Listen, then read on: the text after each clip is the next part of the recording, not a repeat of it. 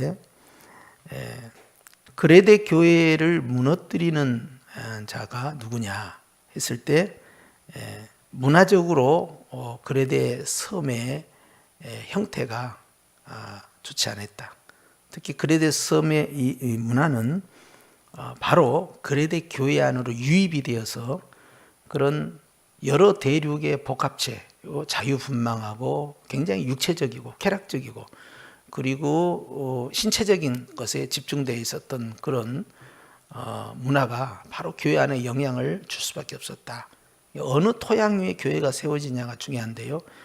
그런 토양 가운데서 문화 속에 세워진 교회는 교회의 정체성을 지켜가는 데 있어서 굉장히 어려운 환경에 빠지게 됩니다. 왜냐하면 그 문화 속에서 어렸을 때부터 자라난 사람들이 바로 그 교회를 출석하는데, 성령으로 인한 거듭남의 삶, 또 이런 변화되는 삶을 통해서 계속적인 거룩한 성화의 삶이 전진되지 않으면 결과적으로 그 신앙이 오히려 그 문화에 잠식을 당해서 혼합주의로 가게 되고, 결국 변화되지 않는 인격과 타락한 문화가 겹침으로써 교회 다니는 자가 오히려 더 교회 다니지 아니한 자들보다 위선적 상황을 발생하는 그런 구조예요. 그런데 이것이 교회 안에 들어왔다는 것입니다. 그래서 그레데인 중에 어떤 선자가 말했다 할 때, 이 선자는 그레데 문화와 함께 그레데에 살고 있는 사람들, 그리고 그 사람들로 구성된 교회까지 이 말씀에 미치게 된 거죠. 넓은 이 섬이죠. 굉장히 큰 섬인데 그 안에 수많은 도시가 형성되어 있는데, 그 안에 살고 있는 그레데인들의 특징은 거짓말을 하는데 12절 보니까 항상 거짓말 한다는 거예요. 뭐든 다 거짓말이에요. 그러니까 정직하게 하는 것이 어리석은 문화가 됩니다. 그래서 거짓으로 말하는 것이 일상화되어 있는, 그래서 항상 거짓말이다. 그래서 이건 숨 쉬는 것 빼는 거 다 거짓말하는 거예요. 이렇게 돼버린 거죠. 그러니 얼마나 이 편만하게 거짓이 자리 잡았느냐. 그러면 서로가 서로를 절대 신뢰하지 않으니까 그 공동체가 깨질 수밖에 없는 거예요. 근데 그 문화가 교회 안에 들어온 겁니다. 거짓말 문화가. 근데 거짓의 아비는 바로 사단 마귀라고 있잖아요. 그다음에 악한 짐승이다 그랬어요. 아주 거칠다는 거예요. 본능에 따라 움직이고. 그러니까 절제를 한다든지 성령의 9가지 열매가 들어오지 않아요. 하고 싶은 말 다 하고, 그냥 내 뱉고 싶은 말 다 하고, 육두문자 다 쓰고, 화낼 거 다 내고, 때리고 싶으면 때리고, 못된 짓을 다 하는 거예요. 굉장히 거친 그런 섬의 문화가 바로 그대로 교회 안에 잔존해 있는 것이다. 그렇기 때문에 사람을 악한 짐승이라 한 거예요. 악한 짐승인 것은 아주 굉장히 배고프고 굶주렸는데, 그런 짐승들 가운데서 또 악하다 그랬어요. 잔인하다 하는 뜻이에요. 굶주렸는데 잔인해요. 그러면 인정사정 보지 않습니다. 무조건 물어뜯는 거예요. 와서 다 물어뜯는 거예요. 그래서 이제 고린도 교회도 그런 부분이 있었죠. 서로 시기하고 질투하고 서로 이제 서로를 물고 뜯는다 이 말이에요. 피차 멸망하죠. 그런데 이제 이 안에서도 악한 짐승의 본능, 즉 아주 난폭할 뿐만 아니라 물고 뜯는 거야 그냥 끝까지. 그래서 이런 그런 충동적이면서도 본능적인 것이다. 이것은 죄악의 본성을 드러내는데, 결과적으로 이런 섬의 문화 가운데에서 자기 자신만을 위한 거예요. 나만 좋으면 괜찮은 거죠. 그래서 상대에 대한 배려도 없고 절제도 없는 거죠. 계속 공격하는 겁니다. 공동체가 완전히 깨져 나가는 것이죠. 그래서 이런 악하고 또 이 난폭한 그런 짐승의 본능에 휩싸여 있는 그런 영적 상태라면 그 교회는 어떻게 되겠냐 하는 거예요. 사실 고린도 교회가 은사가 굉장히 많습니다. 그리고 방언도 많이 하고 기도도 많이 하고 전도도 많이 하고 또 말도 잘하고요. 성령의 은사가 다양하게 나타났어요. 그런데 그 교회를 향해서 사도 바울이 어떻게 했습니까? 은사가 풍성한 교회인데도 불구하고 육적인 교회고, 또 하나는 어린아이 같은 교회다 그랬어요. 이게 수준 미달이라는 거죠. 그 평가는 딱 하나로 결정했어요. 은사와 능력에 결정된 게 아닙니다. 우리 교회는 은사가 많다, 능력이 많다, 뭐 권능이 있다. 그건 쓸데없는 이야기들을 하고 있는 거예요. 고린도 교회를 보니까 딱 하나예요. 그건 뭐예요? 사랑이 없다는 거예요. 사랑이 없으니까 애기 신앙, 어린아이 신앙이고, 고기 먹지 못하고 젖을 먹는 것이고, 영의 신앙이 아니라 육의 신앙이 돼버린 거예요. 다른 것은 다 꽝입니다. 그런 것을 통해서, 은사를 통해서, 권능을 통해서, 어떤 열심히 하는 어떤 전도를 통해서, 또 여러 가지 방언을 통해서 능력 행함을 통해서 자신의 이 영적 레벨을 끌어올리려고 해도 그것은 전혀 올라가지 않는다는 것이죠. 결국 애기 신앙으로 내려가 버렸다는 거예요. 결국 본능적인 것은 자신만을 위한 것이죠.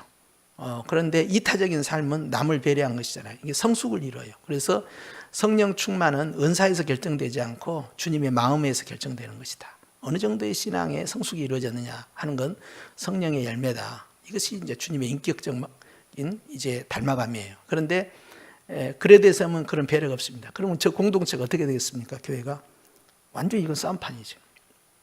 살벌한 거예요, 그냥. 사람이 아니고 짐승이 돼버린 거예요. 그 안에 본능적 짐승에 따라 물어뜯는 거예요. 그냥 가서 앗소리만 해도 확 물어뜯는 거예요. 그냥 이렇게 돼버리면 어떻게 되겠어요? 세 번째, 배만 위하는 게으름뱅이라고 그랬어요. 배만 위한다는 것은요, 그것은 먹는 것만 좋아하고요, 육신의 것만 좋아한다는 거예요. 그러니까 영적인 것을 사모하지 않는 것이죠. 굶주린 자에게 왜 복이 있느냐? 그것은 영혼에 대한 목마름이 있고요, 갈급함이 있어요. 그런데 배부르고 등 땄으면 절대 영적인 삶에 못 들어가는 희한한 원리가 우리에게 적용돼요. 그러니까 우리가 오히려 가난할 때는 하나님 앞에 더 겸손하고 낮아지고 기도를 훨씬 많이 해요. 그런데 배부르고 등 땄고 문화적으로 윤택하고 경제적으로 안정이 되잖아요. 그러면 현저하게 기도가 줄어듭니다. 희한한 일이죠. 우리 자신도 그렇게 살아와요. 그렇기 때문에 환경이 개선이 되면 신앙생활 더 잘할 것이다. 천만의 말씀이에요. 오히려 모태신앙의 가정, 다 믿는 가정의 아이의 신앙의 열정은 더 식어버리고요, 핍박받으면서 자라나는 가정의 아이의 신앙은 더 하나님 앞에서 몸부림치면서 그 고난을 뚫고 나가서 주님 앞에 정금같이 쓰임받는 것이죠. 그렇기 때문에 좋은 환경이 결코 좋은 영적 생태계를 구성하는 것이 아니라는 걸 여기서 보여주는 것입니다. 그런데 이 그레데셈은 3개 대륙에서 아프리카 지역이든 또는 아시아 지역이든 또는 유럽 지역이든 3개 대륙의 교차점에서 해양 문화가 발달되어 있고 풍성함이 있고 바다의 그 해산물의 풍성함과 무역의 풍성함들, 육지에서 나는 곡물의 풍성함들, 이게 다 퍼져 있어요. 그러니까 경제적으로 빈약할 수가 없는 거죠. 그런데 오히려 이런 환경이 영적인 생태계를 죽여버리고 영적인 진보를 나타내지보다는 오히려 신앙이 퇴보해버리는 모습이 그레데교에 있기 때문에 13절에 가서 바로 그거에 대해서 어떤 선지자가 예언했는데 그 증언이 참되다. 그러므로 디모데 네가 해야 할 것은 그들에 대해서, 그들은 그레데 사람이 아닙니다. 그레데 교회의 성도에게 그들에게 엄히 꾸짖으라 하는 거예요. 어떤 사람들입니까? 바로 12절에 있는 사람들에서 엄히 책망해야 한다. 책망해야 할 이유는 이제 그 다음에 나오죠. 이는 그들로 하여금 믿음을 온전하게 하기 위해서 그렇다. 이걸 바꿔 말씀드리면 지금 그 상태로 나가면은 믿음이 온전하지 못하다는 거예요. 온전하지 못한 믿음을 가지고 하나님을 만날 수 없다. 어떻게 하나님께 예배드릴 수 있냐? 교회를 형성할 수 없다는 것입니다. 그렇기 때문에 첫 번째는 바로 믿음이 온전해야 한다. 그런데 지금 부분적 믿음이 자꾸 나타나는 거예요. 왜냐하면 믿음과 행위가 갈라져 버려요. 행함이 없는 믿음은 이제 죽은 믿음이 되잖아요. 그런데 이 믿음과 행위가 분리된, 그러니까 내가 믿는 것과 실제 생활하는 삶이 너무 달라진 거예요. 괴리가 있는 거예요. 그리고 교회를 다니는데 다 착한 줄 알아. 교회 다니는 사람은 양보 많이 하는 줄 알아. 그런데 실제 봅니까? 전혀 다르지 않고 오히려 더하면 더했지 덜하지 않는다. 그러면 이제 그 기대치가 높았는데 그 기대치에 미치지 못하게 되면 바로 이제 반격이 들어오고 비난이 들어오죠. 그런데 하나님의 기대치가 있어요. 교회를 향한. 근데 그 기대치에 전혀 미치지 못한 믿음이라는 거예요. 훼손된 믿음이죠. 부분적 믿음이죠. 근데 이런 믿음은 어떻게 됩니까? 야고보서 10장에 보니까 두 마음을 품은 마음이 있다는 거예요. 의심하는 마음이죠. 이게 부분적 믿음이에요. 이런 이중적 마음, 두 마음을 품은 마음은 하나님께 아무것도 얻을 수가 없다. 흔들리는 요동하는 그런 갈대처럼 또는 바다의 물결처럼 결코 정함이 없기 때문에 하나님과의 관계가 깨져버린다는 거예요. 이것이 이제 문제라는 것입니다. 그래서 12절에 있는 말씀과 같이 결국 거짓말하고 삶 자체가 다 거짓이야. 다 위선이에요. 그리고 악한 짐승이에요. 끊임없이 공격적이고 끊임없이 물어뜯는 거예요. 그리고 자기 자신만을 위하는 거예요. 본능에 충실하죠. 그리고 자기 배만 부린다. 결국 완전히 이 물질 세계에 빠져버린 거예요. 영혼을 위해서 헌신과 투자를 하지 않게 됩니다. 바로 이런 믿음을 가지고 하나님을 만나고 그렇게 예수님의 이름으로 모여서 예배를 드리는 교회의 모습입니다. 이게 그레드의 모습이 아니라 그레드 교회의 모습. 그러니까 놀랍다는 거죠. 그래서 엄히 책망해서 믿음을 회복을 시켜야 된다. 이런 부분적 믿음, 또 파손된 믿음을 가지고는 하나님을 만날 수 없다 하는 거예요. 두 번째 이유는요, 14절에 있습니다. 14절에 보니까 유대인의 허탄한 이야기와 진리를 배반하는 사람들의 명령을 따르지 않게 하려 합니다. 그랬어요. 믿음을 회복하는 것뿐만 아니라 온전한 믿음으로 세워가는 것뿐만 아니라 두 번째로는 쓸데없는 이야기가 교회 안에 계속 들어온다는 거예요. 어디서 왔어요? 예루살렘에서. 누구를 통하여서? 바로 율법주의자들에 의해서 들어온 거예요. 오직 예수, 오직 믿음이 아니에요. 오직 은혜가 아니에요. 다른 것이 계속 돌아요. 이것도 해야지만 저것도 해야 한다는 거예요. 이것도 좋지만 저것도 해야 한다는 거예요. 그 순간부터 이제 시험이 시작된 거예요. 구원의 다양성을 이야기하는 겁니다.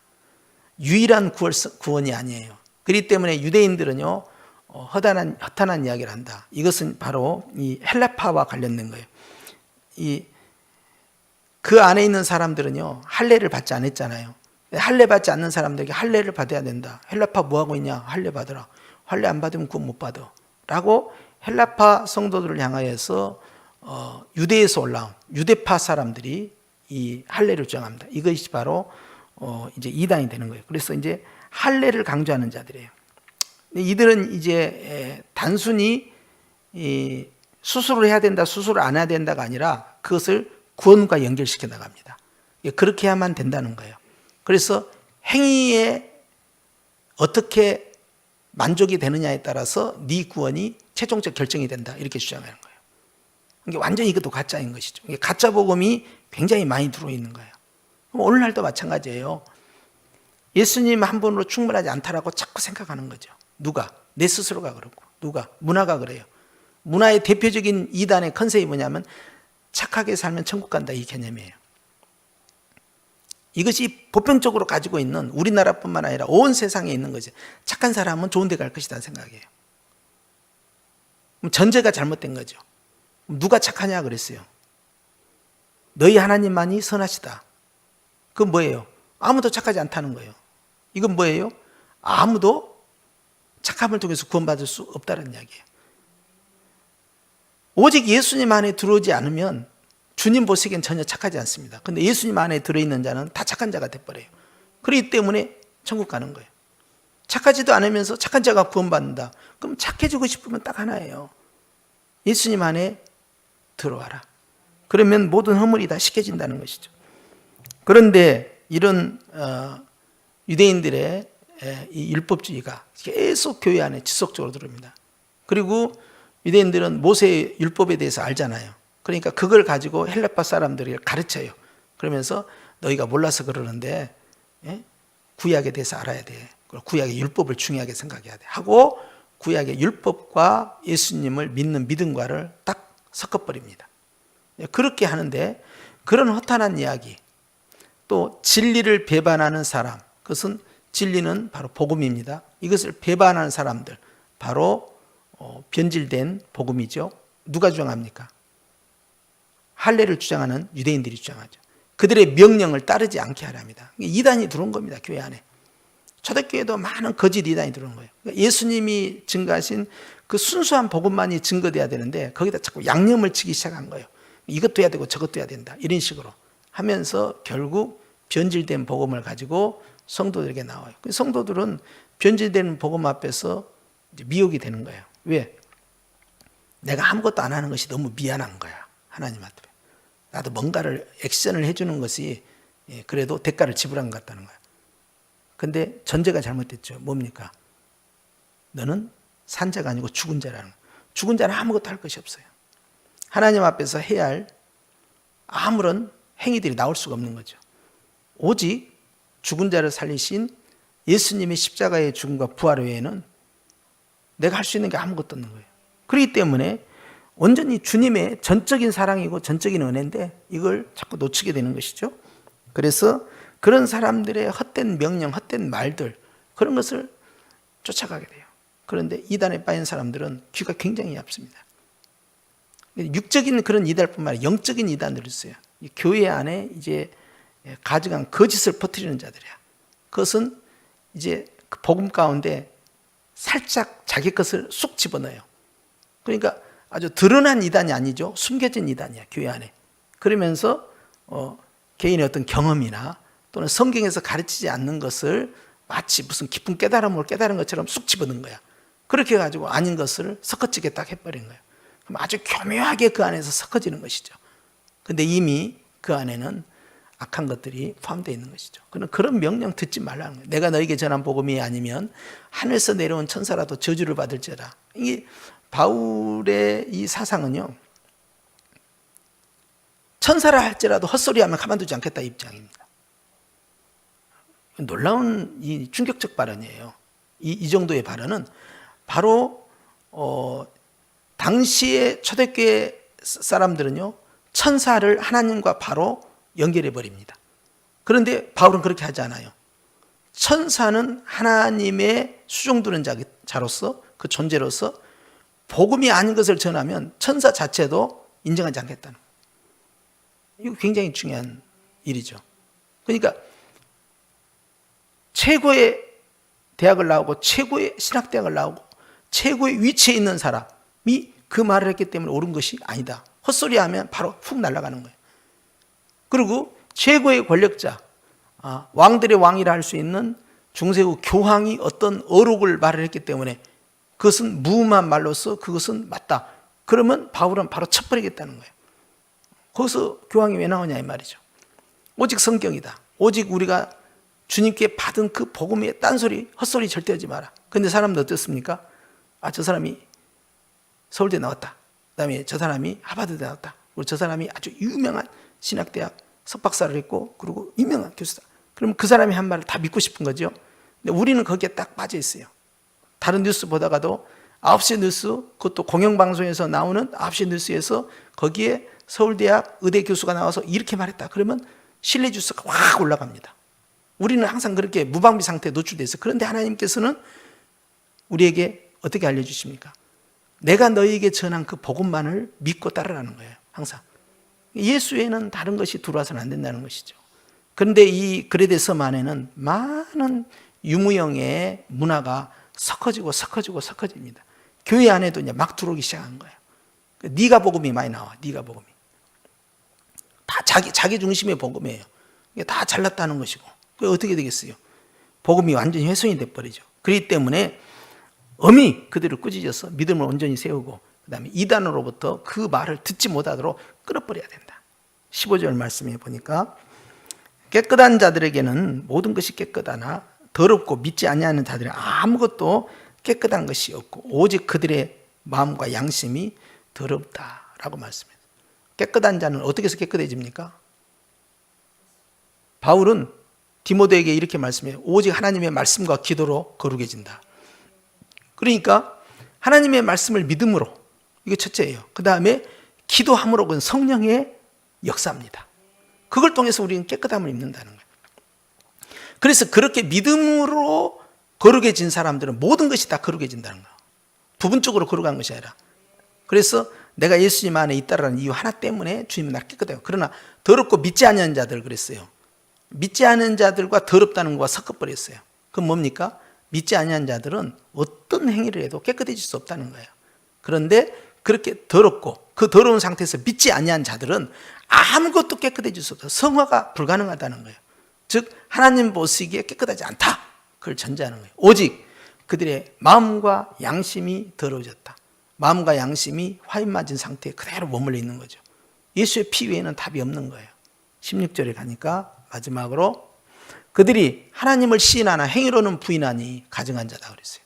이게 굉장히 중요합니다. 주님 앞에 나아가세요. 주님, 우리가 주님을 사랑하고 주님을 따랐습니다. 그러니까 주님이 말씀하시죠. 얘들아, 내가 가난하고 내가 감옥에 갇히고 내가 배가 고프고 내가 헐벗었을 때 너희들은 나를 섬겨주지 않았다. 그러니까 따르는 무리가 질문합니다. 주님이 언제 배고프고 굶주리고 갇혀 있을 때 우리가 주님을 섬기지 않았습니까? 우리는 그런 적이 없습니다. 그러니까 주님이 말씀하시죠. 저들에게 하지 아니한 것이 나에게 하지 아니한 것이다. 이렇게 주님이 지적을 합니다. 자, 그게 첫 번째예요. 두 번째, 주님이 이스라엘 백성들에게 너희가 입으로는 나를 존경하나 행위로는 나를 사랑하지 않는다. 그 말씀은 그들이 자신의 신앙을 고백하는 방법이요, 마음으로 믿어 의에 이르고 입으로 신하여 구원에 이른다 했잖아요. 언어적 방법으로 또 마음의 상태로서 고백하는 게 있어요. 이 신앙 고백이 또 하나의 신앙 고백이 있습니다. 행위로서 믿음을 증명하는 거예요. 예를 들어서 순종하겠느냐? 예, 주의 뜻대로 순종하겠나이다. 방금 신앙 고백했죠. 그런 다음에 어떻게 해야 되겠어요? 순종하겠다고 그 길을 가야 되잖아요. 그런데 안 가요. 너 아까는 간다고 하지 않았느냐? 간다고 했는데 실상 상황을 보니까 형편이 그렇게 안 되니까 조금 더 준비를 하겠습니다. 그러면은 내가 방금 고백한 것과 내가 주님이 원하는 길로 가겠다는 것과 완전히 갈라지게 되는 거예요. 그렇게 되면 어떻게 됩니까? 결국은 그 사람은 입술로는 주님께 고백했지만 행위로는 부인하는 자가 돼버린 거예요. 이렇게 믿음과 행위가 계속 갈라지는 거예요. 그래서 그의 행위를 통해서 그의 믿음이 자꾸 드러나는 거예요. 행위를 통해서 믿음으로, 그의 생활을 통해서 그의 믿음, 그게 계속 드러나 버리는 거예요. 감춰졌던 것이 다 드러나는 겁니다. 이게 놀라운 일이죠. 그래서 주님은 이렇게 내가 하나님 앞에 고백하는 그 신앙만 본 것이 아니라 그 이후에 나의 삶의 행위, 그것을 같이 보신다. 그래서 이것이 굉장히 우리에게 중요하게 다가와야 돼요. 하나님께서는요, 오늘 또 네가 하나님을 신하느냐? 그러면 행위로는 어떻게 할 거냐? 너의 삶으로는 어떻게 할 것이냐? 내가 주님께 다 맡기겠나야? 주여 받아주시옵소서. 다 주님의 뜻대로 되기를 원합니다. 그렇게 해놓고 뒤돌아서서 염려하고 걱정하고 근심하고 낙심하고 불안해하고 두려워하고 미워하고 슬퍼하잖아요. 그러면 그것은 전혀 다른 컨셉을 갖고 있는 거예요. 그럼 이것은 실상 하나님을 믿는 게 아니에요. 뭐 언제 아까 이 기도할 때는 뭐 다 맡기겠다는 둥, 뭐 주님 뜻대로 되기를 원한다는 둥 하면서 가서는 내가 하고 싶은 대로 다 한 거예요. 그러니까 전혀 맞지가 않다. 이율배반적이죠. 자, 이렇게 됐을 때 그건 행위로서 믿음을 부인했고 거부한 거예요. 우리는 주님을 거부한 적이 없습니다. 주님을 우리가 멸시한 적이 없습니다. 주님을 섬기지 않은 적이 없습니다. 그런데 행위로서 그래서 증명해 버렸다. 이것이 바로 가증한 자다. 복종하지 아니하는 자, 이것도 바로 순종하지 아니한 자로서 주님은요, 죽기까지 복종하셨는데 절대 손해본 짓은 하지 않죠. 왜? 육신의 문화 가운데 젖어 있는 사람은 자기 배만 위하기 때문에요, 손해본 것까지는 안 가요. 적당히 믿는 것이 아주 길들여져 있어요. 욕 얻어먹지 않을 만큼만 가주는 거예요. 그러니까 거기에 무슨 헌신이 있겠어요? 내려놓음이 있겠어요? 불가능한 것이 그게. 그래서 결국 하나님의 뜻대로 살겠다라고 말로는 하지만 실질적으로는 하나님의 뜻대로 하지 않는 거죠. 자기 형편대로 처지대로 가는 거예요. 그냥 모든 선한 일을 버리는 자니라 그랬어요. 선한 행위가 없다는 거예요. 어디입니까? 그레데 교회가 그렇다는 거예요. 그래서 교회를 망치는 자는 두 종류로 나오죠. 하나는 외부로부터 들어오는 이단입니다. 그리고 또 한 종류는요, 그 문화 가운데 젖어서 여전히 그 자리에 맴돌고 있는 성숙지 못한 성도의 삶 자체가 교회를 무너뜨리고 있다는 거예요. 항상 그 자리에. 그네가 갔다가 그 자리에, 갔다가 열심히 움직이는데 그 자리야. 다람쥐가 열심히 쳇바퀴를 돌아. 항상 열심을 하나 그 자리야. 머물러 있는 신앙입니다. 또 팽이 있죠. 팽이가 계속 돌아. 쓰러지지 않기 위해서 계속 돌아. 끝없이 돌아. 그러나 항상 그 자리예요. 움직이지 않고 그 바운다리 안에서만 있는 거예요. 진보가 없는 거죠. 그러니까 털고 일어나서 달리거나 날아가거나 하는 이 신앙이 안 되는 것이죠. 왜? 그것은 그 문화에 갇혔기 때문에. 누가? 성도 자신의 삶이 그렇다는 거예요. 그래서 그레데 교회를 무너뜨리는 두 번째 여적은 바로 문화를 극복하지 못하고 또 죄악의 본능을 극복하지 못하는 성숙지 못한 성도의 삶이 결국 전도의 문을 다 뜯어 막아버리고 빛의 사명을 감당하지 못하게 만든 것이라는 거예요. 이런 교회 누가 들어가려고 하겠습니까? 교회 오면 시험 들어서 다 나가버죠. 이렇게 하면. 오고 싶은 교회로, 가고 싶은 교회로, 따뜻한 교회로 만들어야 하는데 그게 없어요. 갔다 하면 다 분열이 일어나버리고 그리고 세상에서 봤던 그 모습이 교회 안에서 그대로 존재해. 그러니 어떻게 교회로서 역할을 감당할 수 있겠느냐. 교회는 뭔가 다를 거라고 생각했지만 전혀 다르지 않는 그런 가치관과 그 문화를 그대로 적용한 거야, 그 안에. 그러니 디도가 얼마나 심적인 부담이 되겠어요. 그 명령을 받고 내가 이제 이곳에 가야 되구나. 거기에서 목회하는 디도 입장에서는 이것에 대한 중압감이 있을 수밖에 없어요. 그러나 오늘 이 그레데 교회를 하나님께서 바로 성령의 역사로 말미암아 아주 멋진 교회로 탈바꿈시키는 계획을 바로 디도서에 그 비밀을 숨겨놨다는 사실입니다. 결국 육으로 만난 성령이 아니라 정말 영으로 만나는 성령 하나님의 실적인 역사가 벌어지면 신비의 비밀이 확 열리게 되고 사람이 완전히 바뀌어버린다는 거죠. 사람이 바뀐다는 것은요, 마음만 바뀐다는 것이 아니라 생활 자체도 완전히 바뀐다는 거예요. 이것이 놀랍고 감격스러운 일이죠. 할렐루야. 기도할 때 이번에도 어떤 분이 와서 그래요. 이제 임플란트를 했는데 이 임플란트 안에 그 이제 쇠를 다 박아 넣었다는 거예요. 그런데 이것이 오래되다 보니까 자꾸 염증이 생기고 빠졌는데 결국 임플란트 안에 암이 생겼답니다. 암이 생겨서 이제 이것이 이 위에 있는 광대뼈 쪽으로 치고 올라가는 거예요. 그래서 이게 사람이 살 수 있겠느냐 하고 정말 낙심한 상황에서 그 암이 계속 이 안에서 퍼져나가니까 전이가 되니까 이거 정말 생명이 경각이 달렸다. 그렇게 하고 수술을 계속 받고 그리고 이제 치료를 받았는데 이분이 이제 간증하는 그거예요. 수술을 받는 과정 가운데 깨어나지 못하고 비몽사몽 가운데 이제 자기가 천국에 갔답니다. 최근 간증이야, 최근. 뭐 오래된 간증이 아니라 따끈따끈한 최근 간증. 그런데 이 집사님이 갔는데 성도들이 막 거기서 합심으로 막 기도하고 있더래요. 그런데 그 기도하는 모습이 세상에서 보면은 이렇게 시위하는 거 있죠. 데모하는 것처럼. 그들이 데모하는 것처럼 막 한 목소리로 그냥 막 뭔가를 외치더라는 거예요. 주님을 향하여서. 근데 내용이 뭔가 하니까 저 사람을 살려달라는 거예요.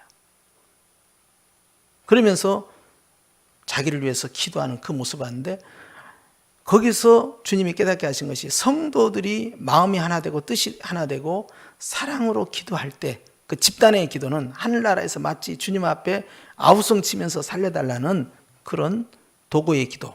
이제 우리가 중보기도라는 용어를 안 쓰는데 도구의 기도가 돼서 하나님 앞에 마치 시위하는 것처럼 그런 모습을 자기가 봤다는 거예요. 그리고 또 한 가지 이제 깨달은 것이 성도들이 나를 위해서 기도해 주십시오 그러면 내가 당신을 위해서 기도하겠습니다 하는 순간부터 성령이 역사하는데 성도들이 그렇게 집단적으로 기도하는 순간에 주님께서 그 기도를 드시고 임하시는 것을 자기가 경험했다는 거예요. 그래서 나는 그 간증을 가만히 들으면서 최근에 그런 일이 일어났다고 그래서 제가 그랬어요. 그것은 하나님께서 왜 그런 것을 보여주셨을까 그러면은 성도들이 이 하나가 되어서 아름다운 공동체 안에서 함께 합심으로 기도하는 그 기도의 소중성을 깨닫게 해준 것이다. 저렇게 기도한다고 해서 뭐 이루어질까? 아이고 저렇게 합심한다고 해서 뭐가 이루어질까라고 생각한 그 사람의 기존 관념이 다 깨져버린 거예요.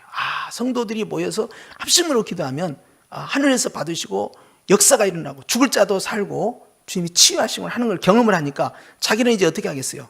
성도들에게 자기보다 별 볼 일 없는 성도들이야. 자기는 기업의 사장이고 그런데 그 성도들에게 뭘 부탁하겠어요? 기도를 부탁하고 그리고 자기 자신도 이제는 우리가 모여서 같이 기도하면 저 아무개의 문제, 저 아무개의 질병, 저 아무개의 삶이 바뀐다라는 것을 하나님께서 들으시고 치유한다는 사실을 심지어는 죽을 자도 산다는 사실을 깨달으니까 확신이 생긴 거예요. 그럼 뭐예요? 네가 그렇게 기도를 받고 너도 그렇게 기도를 하라는 거고 너를 위해서 기도하는 저들의 기도를 그냥 공허한 기도로 생각하지 말고 이것이 얼마나 소중한 기도인가를 깨닫고 너도 그렇게 기도를 해야 된다 하는 것을 자기가 깨달은 것이죠. 이게 중요한 거예요. 그런데 그레데 섬 문화 가운데 젖어 있는 그레데 교회는 어떻습니까? 남을 위해서는 희생하지 않습니다. 오직 자기 자신만을 위해 자기 본능으로만 나갑니다. 다른 사람의 그러한 어려움이야 그런 거 관심도 없어. 오히려 물어뜯는 거야 그냥. 악한 짐승이기 때문에. 그래서 어떻게든 상처를 주고 찢어버리는 거예요 그냥. 그러니 교회 공동체가 하나됨의 기도, 사랑의 기도가 하나님께 상달 안 된다는 거죠. 주님 앞에서 그냥 아우성 치면서 혼연일체가 되어서 일심동체로 그냥 주여 하면서 부르짖는 그 강력한 파워 기도가 존재한다는 사실을 이 집사님이, 남자 집사님이요, 70이 다 된 남자 집사님이 이분이 그것을 깨달은 거예요. 그래서 지금 이제 계속 치료를 받고 있고 지금 이제 살아계셔요. 삶의 의지가 아주 강해. 왜? 천국에 가니까 너는 오지 마라, 너는 더 있다 와라, 그 말을 자기가 분명히 들었다는 거야. 그러니까 나는 반드시 살아야 되고, 나는 밥을 먹어야 되겠고, 나는 키웠고 회사에 출근을 해야 되겠고, 나는 하나님 앞에서 계속 기도하고 이 생명을 지켜가리라. 이게 굉장히 중요합니다. 왜냐하면 확신을 가진 거예요. 안 그러면 야 빨리 뒷정리하겠다, 회사 다 정리하고 재산 정리하고 갈 준비하고 다 내려놓고 이제 어디 온천이나 가고 어디 나무 있는 어디 편백나무 있는 숲이나 이제 걷고 이렇게 조깅이나 하고 그렇게 내 여생을 마무리하겠다, 그런 분은 빨리 죽어요. 그런데 오히려 주님이 지금 오지 말라고 그랬으니까 그러면 이것은 나에게 다시 한번 기회를 주신 거구나. 그러고는 내가 이걸 이겨낼 수 있다, 이 암병을. 그래서 나는 열심히 여기서 기도하고 열심히 생활을 하고 하나님 부르실 때까지 살아야겠구나. 의지가 있고요. 나를 위해서 기도하는 그 별 볼 일 없는 그 성도들의 기도가 위대한 기도라는 걸 깨닫고, 이제부터 이분이 어떻게 바뀌었느냐, 성도들 만나면 내가 밥 살게, 내가 밥 살게. 집회 때마다 이분이 하는 것은 내가 밥 살게. 밥을 왜 사겠어요? 나를 위해서 집단 기도를 하라는 거야. 집단 기도를 해달라는 거야. 그리고 자기도 깨달은 거야. 우리도 집단 기도를 하게 되면 역사가 벌어지는구나, 이걸 깨달았다는 거야.